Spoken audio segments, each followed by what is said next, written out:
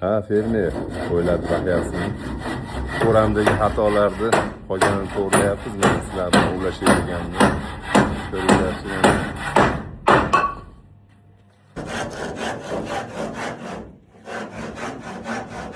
Qo'ylarimiz qisilib qolyapti.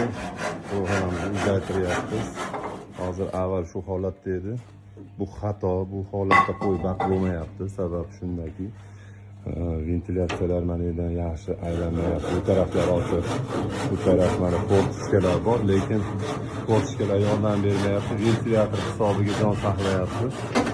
Hozir shularni o'rtalaridan ochib, dimoxod qilib ochib ko'tarib qo'yamiz. Buni ham xudo xolisi videolarni joylayman.